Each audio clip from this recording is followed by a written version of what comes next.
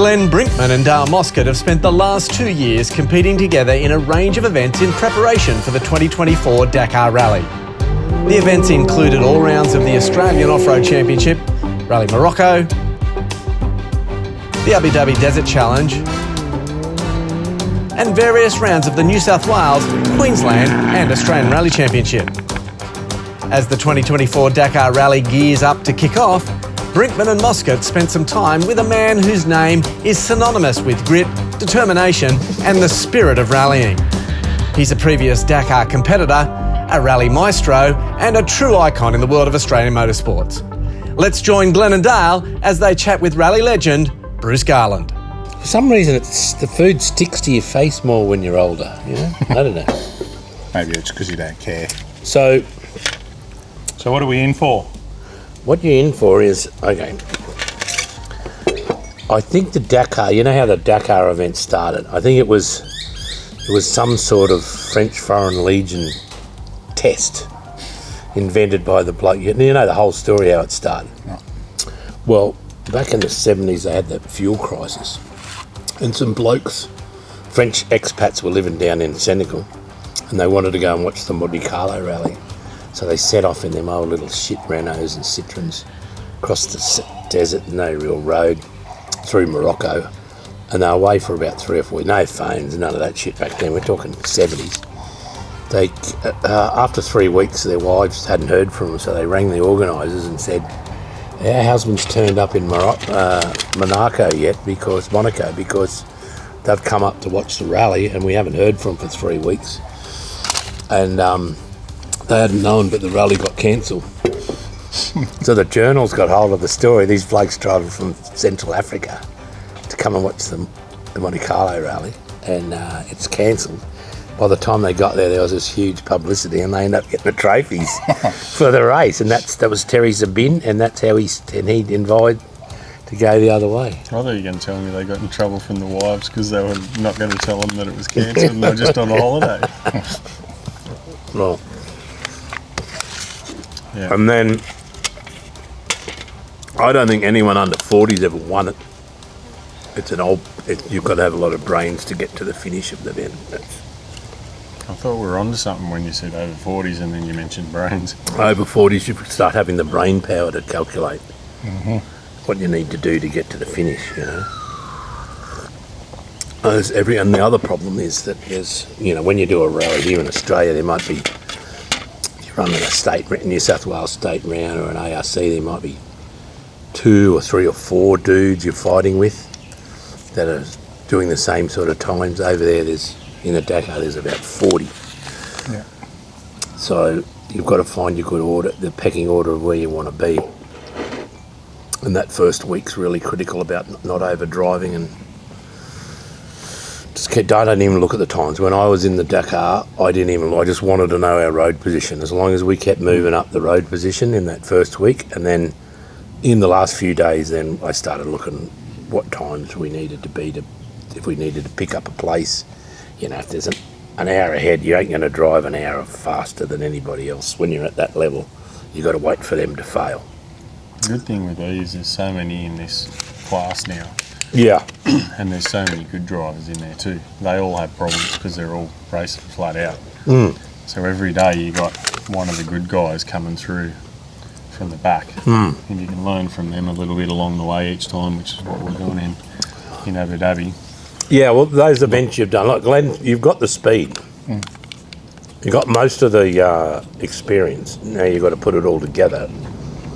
The biggest thing is, because it's such a marathon event, so if you're loaded the car with all your spares, full tank of fuel, tyres are a little bit on the low pressure, and you torture it off the line, that may not break the drive shaft or the diff then, but 7 days later, because you tortured it every day, and what are you going to gain? 1 second, 2 seconds? Then that mechanical fatigue comes in and it bites you on the arse in the second week. So that's why just get it moving, then flatten it. At the end of the day, you look at the times and analyse it. The bloke that wins it, 10th place is like 6 hours behind. You know what I mean? It's not like a rally where you're just worried about the seconds. Sure, when the road's good, you go as fast as you can. But if it's a bit sus and you don't want to overshoot, because you can come belting into a tricky instruction and go too fast, overshoot, and if you just slowed down beforehand and just rolled in and go, okay, there's a trick, we've got to go through a canyon and we've got to get this GPS point and all that sort of stuff, and just pick them up and not make a mistake, and you'll pick up the time anyway. But in your rally brain, you're going that slow. Well, we experienced that in Morocco the first time. I took off 1,000,000 miles an hour in one stage, and we went 2 kilometres, broke an axle. Yeah.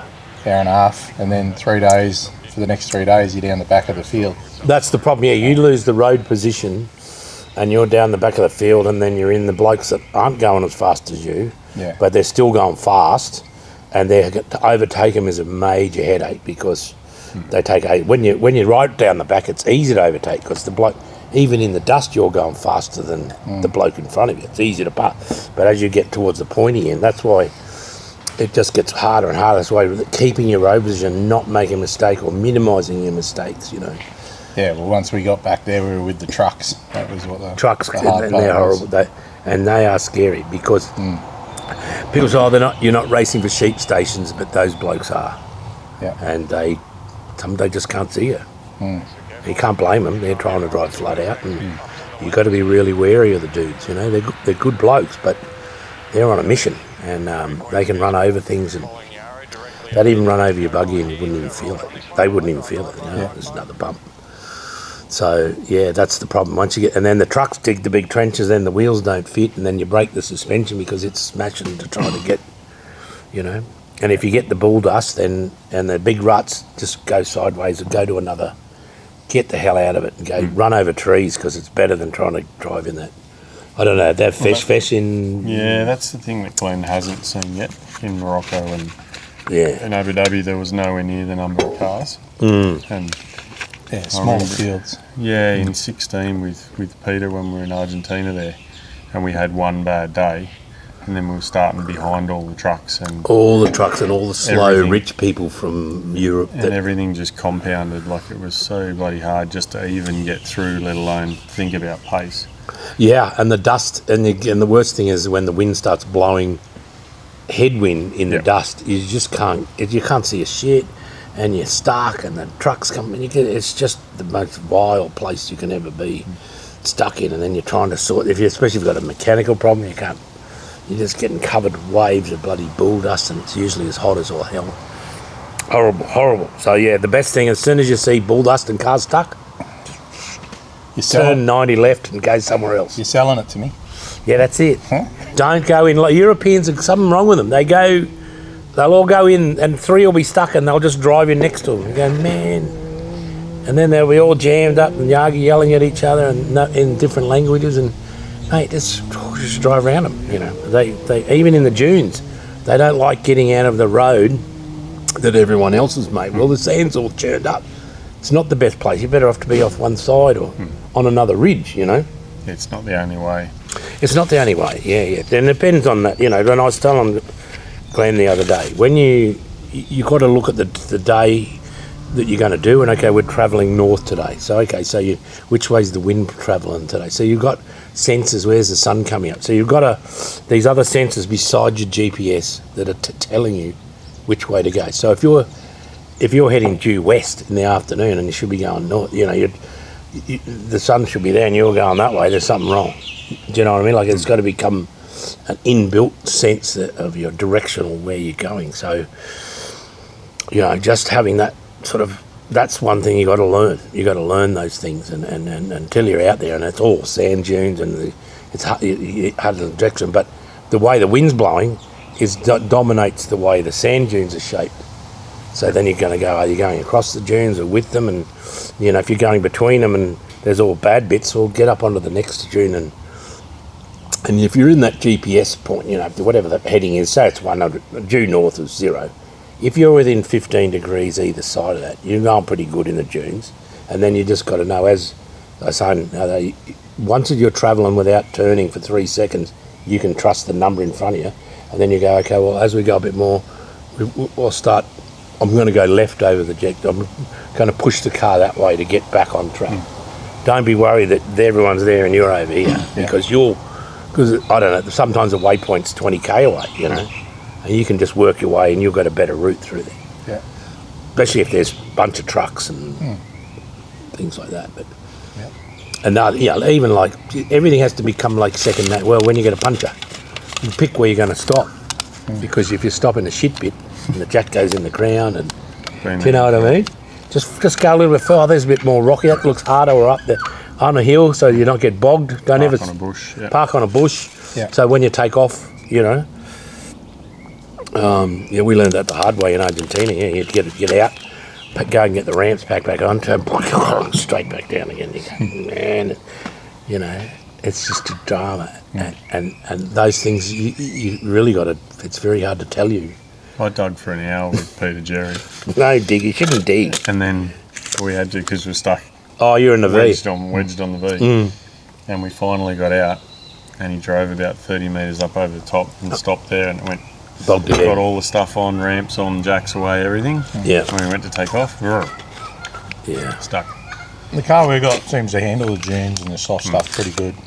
And, Yeah, it's a soft. They're light. The weight's big. and it's got a good wheelbase and wheel track and that as well. But so I mean, the few times that we got stuck, we were able to reverse out. So touch wood, we haven't had to dig it out yet. But it Yeah, you might get a bad day where there's really bad dunes, and like Dale said, you get stuck in those little ravines. Well, we had a couple of close calls with that with other cars where we nearly didn't have an option out because they were already stuck in there. In the dune, yeah. So, but I can see how easy it happens. That hasn't happened yet, but Yeah, but there's a lot still more waiting cars for when that there's hundreds more cars. It makes everything a lot harder. But yeah, if you can keep in that group up the front, see, I don't know, have you got your number yet? They'll probably give you a shit number because you've done nothing. You haven't got a finish for it, you know. You haven't got anything for them to do it. No. So that after our first year, we got a good starting position from then. You know, we were 62 or something. Yeah. And we had heaps of trouble the first day overtaking people. Did they not do prologues then? The prologue was the first stage, which was 500k. Okay. Well, we're fortunate. We get I think we get a 27k prologue Yeah, or that something like won't be that. too So- bad. But yeah. So you've got your opportunity there to try and get some sort of place. But you don't want to make a mistake. You don't want to overdrive it. You just want to get in, put a solid run in. Yeah. I need to try and be at the pace that we're going to be at the event. Once you get the rhythm, it's all about keeping the momentum of the car and getting in the rhythm. And sometimes you won't see anyone for hours. You're just like the only one on the planet. And you just got to keep that rhythm and flow going and not hurting the car. Obviously, it's easier for me because Dale's done it a couple of times now, a few times now, so he sort of knows how to play that first 7-day game. So. Whereas, like what you're saying about the old rally brain, it's hard not to count down that 5, 4, 3, 2. Yeah, you want to dump the clutch and go, but forget it.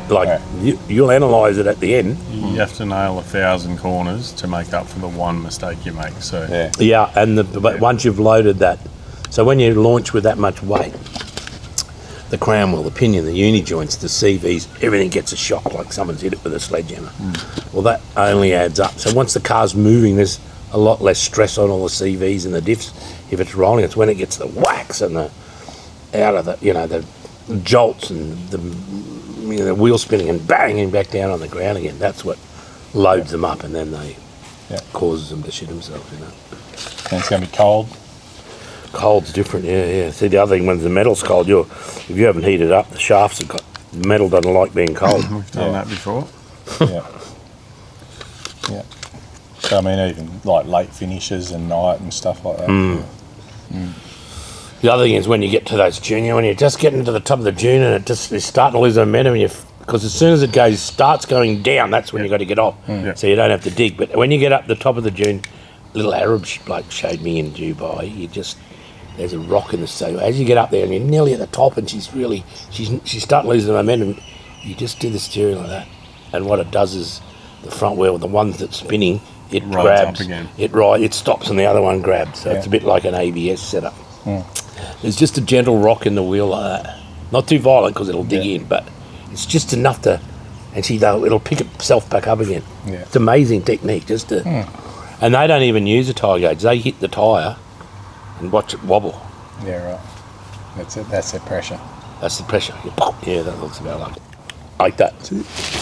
Because it was like chalk and cheese, wasn't it? In Morocco, we had pumped tyres up because we were just, it was bony, then Rocky, yeah, your bone there, you got to get in and out. So we just left it high pressure after we had so many flat tyres. Yeah. Everybody, but then in Abu Dhabi, we didn't touch tyre pressure once. We just left them lower and for the whole day because it's sand. Yeah. Well, change. when I used to go to Dubai, we used to put tyres at 19 and did everything. Yeah. 18 and 9, whatever way it was, the bitumen, 100 mile an hour, still didn't care. Because it goes up, and that's the other thing.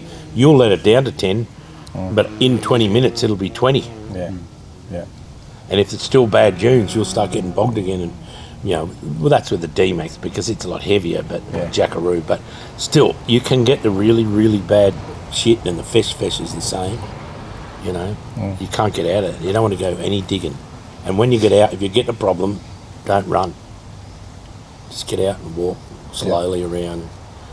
Know what you're going to do it. Like even a wheel change. Forget about the race. Back those fit stops. Do it properly. Yeah. It's only a few seconds, but then you get in the car and and I've still got another 400k to go, and you're like gasping for trying to get the air in. You don't have the heat problems that you're going to. Well, you can get hot in the middle of the day. We can still, a couple of days it will be. When it goes down in the empty quarter. Down through the edge. I'm pretty sure I got that in Morocco. When you did that race, did you get hounded by all the salesmen? Not because we didn't stop much, but they were there. Oh, they were there? Yeah. What about, you didn't get any dunes? Because did you see the dudes in the middle of nowhere? Yeah, they just pop up in the middle of nowhere. With the push bikes? Just in the sand dunes, they're in push bikes with a little motor on them? You don't pass anyone for half an hour and then there's some bloke standing on a dune. Yeah, and the kids, as soon as you stop, they're trying to steal your stickers. Yeah. Actually, we did have a run-in with some kids, didn't we? At the shops. So that was one good year when they made they're a bit more upmarket than ours. You get a bottle opener. Because they have to drill and grind it. See, now there's too many people. So to finish, so they just give them one of them. I like that one. That's a good one. Yeah, that's awesome. Hand carved, and then that's the next year, water cut. That's the Round Australia steering wheel from '98. Yeah, there's a picture. That's finished, Dakar. That's the most expensive finishing medallion. I did 5 Dakars and only finished once. They reckon that's the dearest medallion in the world for motorsport because it costs you so much to go in it. I got 2 of them, mate. Oh, have you? Oh, yeah, that's all right. Yeah, but did you pay? Where'd you get them made? Mine, 449 out of 450. 450. Did you? Just snuck in. Did you? That was Saudi 2 years ago. Oh, was it? And we got one from Argentina. Saudi. But didn't you finish last time too? Yep. Yeah, we've done 2. One in Argentina, one in Saudi. Yeah. So that's what I'm playing for, eh? That's what you're playing. That's what you want to get one of them. All right. Sounds easy. That was the T1.2 diesel amateur. You think these spikes were hard? No, stepping it up a level. This is they're worth hundreds of thousands of dollars. Those things. Yes. Maybe $1 million. In reality. Well, you've got to be careful who we tell how much everything's costing. Okay. Yeah. It just costs a bit. Everything's $100. $100. Yep. Don't mess up because it's a lot of money. That's the difference. You're rolling with a whole lot of. Now, who are these guys? Oh, yeah, that's the Mohammed. He's the president of the FIA now. He owned the event in Dubai. That was in '97. So it's Mohammed bin Salman? Yeah. That's Sheikh Maktoum, one of his sons. That was at the presentation. And then I got another award. I think the next year I got Spirit of the Rally because when we DNF'd, we went and helped with the rally and did some road closures. So they were pretty happy. They liked us over there. We didn't be whinging too much, but we did steal a few things. Yeah, that's official from the Round Australia from '95. And when I got the D-Max off you, the Dakar D-Max, it had money hidden in it everywhere. I found it in all the holes. Cash. Was that bribes or bribery? Yeah, or tolls. Tolls or bribery. We made up a story that it would have been for bribes. And then the other thing. Oh, actually, that's that crystal. I think. In the picture, I haven't even looked at this stuff for years. No, that's Safari. That's the Desert Challenge, and that one's the Safari. All the best trophies get broken. Broken, yeah. Well, normally at the after party. Yeah, I had a good one in here from the Demolition Derby too. I got second. I don't know where it's gone. Find that hard to believe. Yeah, the poor old donk seized it. I should have won it, but anyway. Well, I'm going to be watching you boys every day on a computer, and I'll be seeing if you're going to do a Robbie Gordon and cry for your mummy. Never know. Good luck, fellas. Thanks, Bruce. Thanks. That's all right. Thanks, mate. Enjoy it. Yeah. You'll come back a changed person, whether it's good or bad. Maybe a broken person. The only time your body stops hurting is when you're on the plane home, and hopefully you don't have any physical and mental scars. Oh, well, I won't be happy unless we get both, mate. I'm going for the full experience. You get the experience. I got the metal scars, took 10 years to heal.